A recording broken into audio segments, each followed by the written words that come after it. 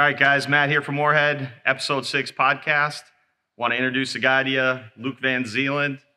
Works over at Team Winnebagoland, participates in all the Warhead stuff, helps us lead rides, coordinate, big key player of the Warhead machine. So what we're going to do today is we're going to dive a little inside with Luke, talk about his sick machine behind us here and what he's all got done to it, and probably one of the most badass builds in the Midwest. So let's dive in, guys.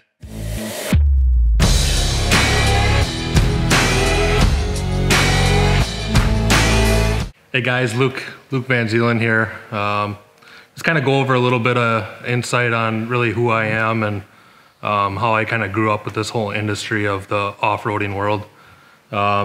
Grew up, I guess, riding a dirt bike when I was 2 years old.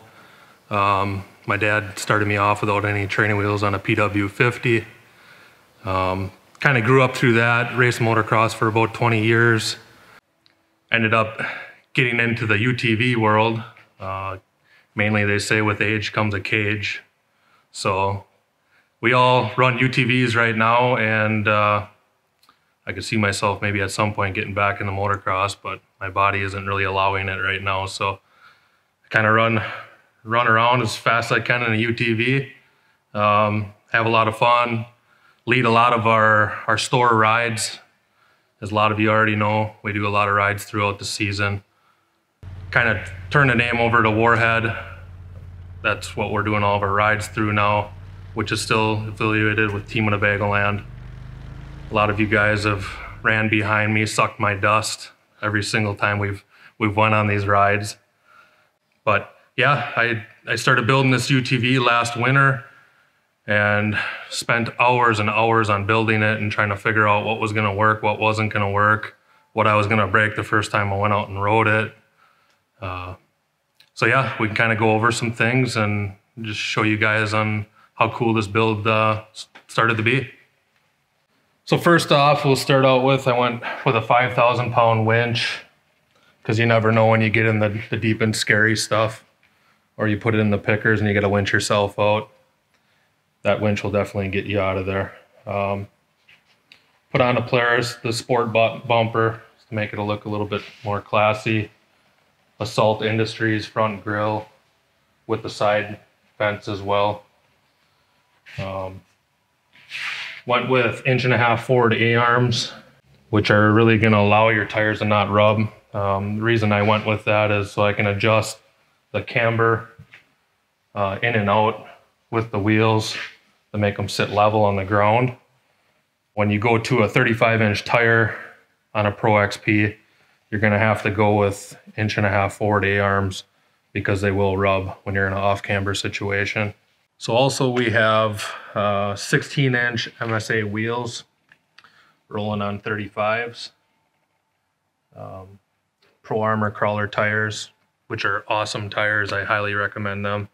I got about 2,000 miles on them tires, and about 1,000 miles was probably blacktop in South Dakota. So time for a new set, but highly recommend them tires. What do you love about the tires? What I love about the tires is I can run any terrain, any, hairy, muddy areas to sand to rocks. The tires hold up very well. Also being that it's a high rated tire for rock crawling. They're sticky enough to get enough traction climbing rocks. Also, a lot of areas where I run where it's any blacktop, mud, rocks, you never know, you might run into a railroad spike on the railroad grades up north. They hold up really well. I really haven't had a lot of flat tire issues with them. On top of the 35-inch tires, I went all 4 Rhino 2.0 axles built by Super ATV. Awesome axles, never had an issue with them, never broke one. And I ride this thing like it shouldn't be driven, so it's pretty cool to not have to break that stuff. PRP neoprene shock covers, keeps all the rock chips from Matt Bone when he's roosting me around the corners. Under the covers here, haven't had them off in a while, so probably got a little dirt in there, but we got a lift kit, 3-inch lift kit. Super ATV builds that. It's an awesome, easy install for getting a few inches out of it. No more tire rub with that kit.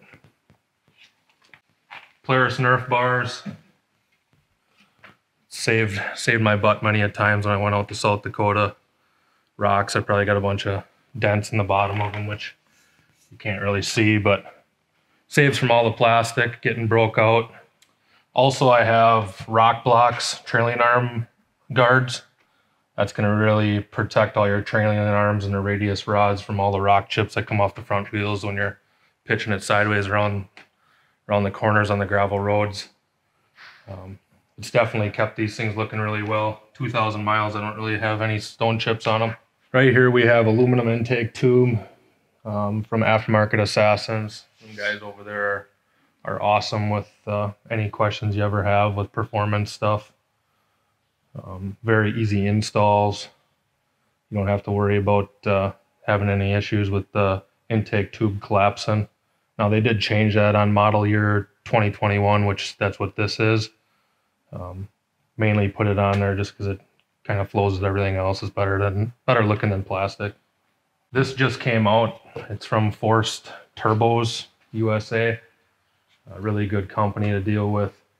I was kind of looking around and looking to just mainly build something out of stainless to get rid of the plastic look. But trying to find somebody to build me one and what it was going to cost, I did a little bit more looking, and these guys actually had one out in production that they're looking to get out there, and I ended up buying one and took a couple weeks to get it here. I don't know if it necessarily does much more for cooling, but it looks better in the plastic one on there. It is 4 inches in diameter, so I would think it's going to get the airflow to the clutch a little bit better. So I am running a Bikeman Performance Big Mo exhaust. I would not recommend this exhaust for trail riding because it is stupid loud. I do have a quiet core that you can put in there though for trail riding, which I do run when it's in areas where you don't want to make people frustrated with how noisy it is. But if you're on a track or an area where you aren't going to make anybody mad for noise, it's an awesome sounding exhaust. Also, I got smoked out taillights. In this vehicle, just kind of gives it a little bit cleaner look. You can still see them too when you turn them on, which I'll turn the key on so you can get a look. They do still shine the red through it, which is really nice. Polaris spare tire carrier, super easy, just unlocks. All my spare belts, which I have not chucked a belt off this machine yet, but I have a bunch of belts for other vehicles in here too for when I do rides. If somebody blows one, I got them for mine and other people. Polaris says that it only holds a 32-inch tire. I do have a 35-inch tire on there. It is like borderline barely fitting on there, but I got a strap around it, holds it on, works just as good as I would say the 32. Polaris cooler, lock and ride cooler. You can take all these boxes out. Real easy to clean the vehicle. Fit and finish is awesome on these boxes. By far the coolest accessory Polaris has ever built. This box here has all my tools, air compressor, impacts, torch, whatever you need for the trails. I do have almost every single tool to dismantle this whole vehicle on a trail if I had to.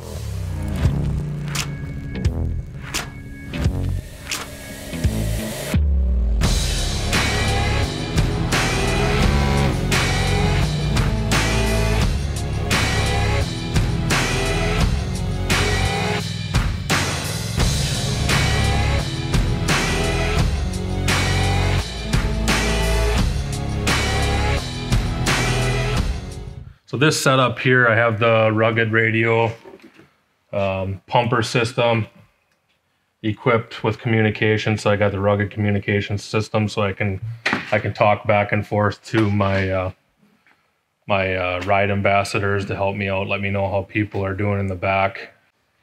This hose hooks on the back of both helmets here, and it has a filter on it. So basically, it does not matter how much dust you have on these rides. It can be as dusty to the point where you can barely see, and you'll never have dust on your face.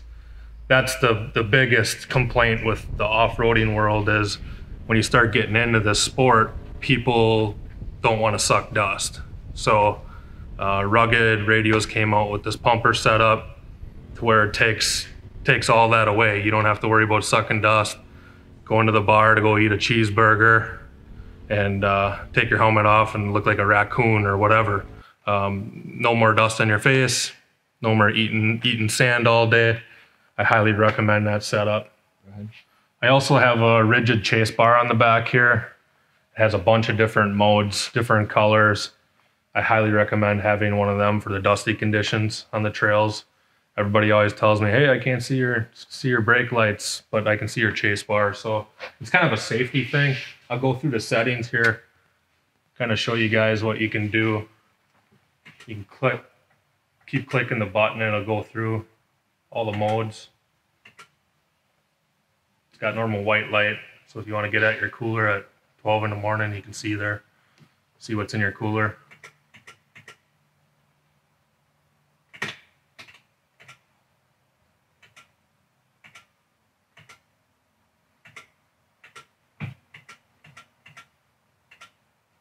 That's all the cool settings that's got for you.